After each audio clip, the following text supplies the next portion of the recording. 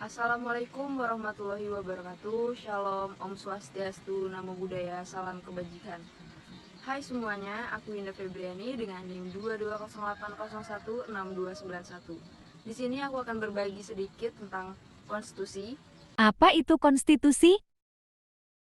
Konstitusi menggambarkan keseluruhan sistem ketatanegaraan suatu negara, yaitu berupa kumpulan-kumpulan peraturan yang membentuk, mengatur, atau memerintah negara. Jadi, setiap negara pasti memiliki konstitusi, entah itu tertulis atau tidak, yang bertujuan untuk membatasi kekuasaan agar negara dapat menjalankan sesuai dengan tujuan pembentukannya. Apa konstitusi yang ada di Indonesia? Indonesia sendiri menganut konstitusi tertulis yang berupa Undang-Undang Dasar 1945. Namun, selain Undang-Undang Dasar 1945, dalam sejarah ketatanegaraan Indonesia ada dua konstitusi lain yang pernah diberlakukan, yakni Konstitusi Republik Indonesia Serikat atau RIS dan Undang-Undang Dasar sementara tahun 1950 dan pada akhirnya kembali pada Undang-Undang Dasar 1945. Nilai-nilai dalam konstitusi.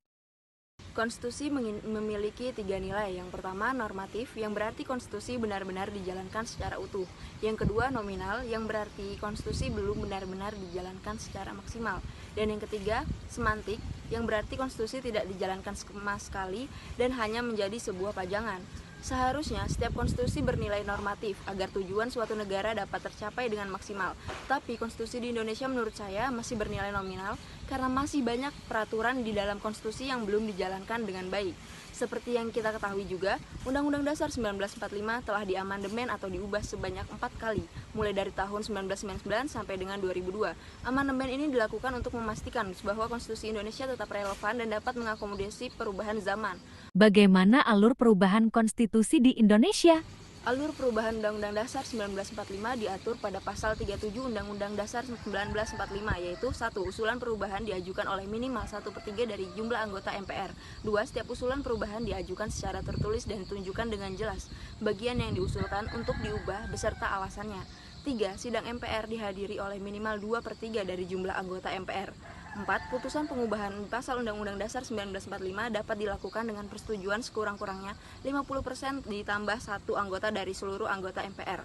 Saat ini, berita tentang perubahan atau amandemen kelima masih menjadi persoalan yang selalu dibahas, tentang perlu tidaknya amandemen kelima ini dilakukan.